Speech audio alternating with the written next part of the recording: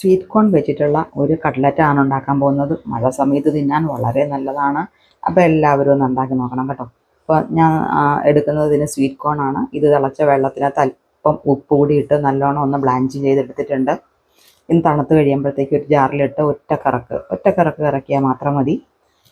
അതിനുശേഷം ഒരു ചെറിയ സവാള എടുത്തിട്ടുണ്ട്. അതൊന്ന് പൊടി പൊടിയായിട്ട് അരിഞ്ഞെടുക്കണം. അപ്പോൾ അതിന് ഞാനൊരു ചോപ്പറാണ് ഉപയോഗിച്ചിരിക്കുന്നത്.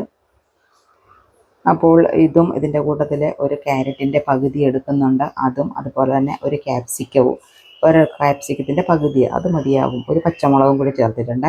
ഇത്രയും ചേർത്ത് നല്ല പൊടി പൊടിയായിട്ട് അരിഞ്ഞെടുത്തിട്ടുണ്ട്. അപ്പോൾ ഒരു നോൺ സ്റ്റിക്കിൽ നെയ്യ് ചേർത്ത് കൊടുത്തിട്ടുണ്ട്. അതിനകത്തേക്ക് ഈ കൂട്ടുകളെല്ലാം കൂടി ഇട്ട് ആവശ്യത്തിന് ഉപ്പ് ഇട്ട് ഒന്ന് വറ്റിച്ചെടുക്കണം. ഇതിന് പച്ചക്കറി ആകുമ്പോഴത്തേക്ക് ഇതിനകത്ത് വെള്ളം ഉണ്ടല്ലോ, വറ്റി കഴിയുമ്പോഴത്തേക്ക് അതിനകത്തേക്ക് മുളക് പൊടി, മഞ്ഞൾപ്പൊടി, അതുപോലെ തന്നെ ഗരം മസാലപ്പൊടി, അല്പം കുരുമുളക് പൊടി, ഇതൊക്കെ ആവശ്യമുണ്ടെങ്കിൽ ചേർക്കാം. ഞാൻ കുരുമുളക് പൊടി ചേർത്തിട്ടില്ല.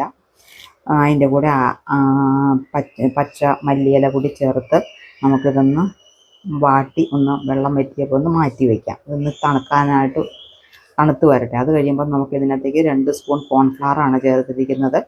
അപ്പോൾ ഇത്രയും കൂടി ഒന്ന് കട്ടി കൂടാൻ വേണ്ടിയിട്ടാണ് ഇതിനെ ഉരുട്ടിയെടുക്കണ്ടേ.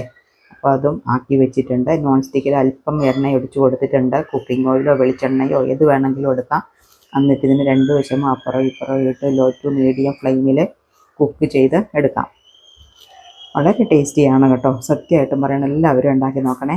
വേറൊരു പാത്രത്തിൽ ഞാൻ 2 സ്പൂൺ കോൺഫ്ലവർ ചേർത്തിട്ടുണ്ട്. അത്രയും തന്നെ വറുത്ത അരിപ്പൊടിയും കൂടി ചേർത്തിട്ടുണ്ട്. അല്പം വെള്ളം ഒഴിച്ച് ഇതിനെ ഒന്ന് കട്ടയില്ലാതെ കലക്കിയെടുക്കാം.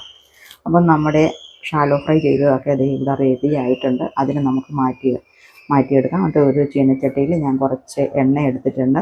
എണ്ണ ഒഴിച്ച് തിളച്ച് കഴിയുമ്പോഴത്തേക്ക് നമുക്ക് ആദ്യം ബ്രെഡിൻ്റെ പൊടിയാണ്. ഇതിൽ ഞാനെല്ലാം ബ്രെഡൊന്ന് നുറുക്കി പൊടിയായിട്ട് എടുത്തിട്ടുണ്ട്. ആ ബ്രെഡിൻ്റെ പൊടിയിൽ കോട്ട് ചെയ്യണം. അപ്പോൾ ആദ്യം നമ്മൾ സ്ലറിയിലൊന്ന് മുക്കിയിട്ട് അതിന് ശേഷം ബ്രെഡിൻ്റെ പൊടിയിലൊന്ന് കോട്ട് ചെയ്ത് 2 വശവും തിരിച്ചും മറിച്ചും ലോ ടു മീഡിയം ഫ്ലെയിമിൽ ഇത് കുക്ക് ചെയ്ത് എടുക്കാം.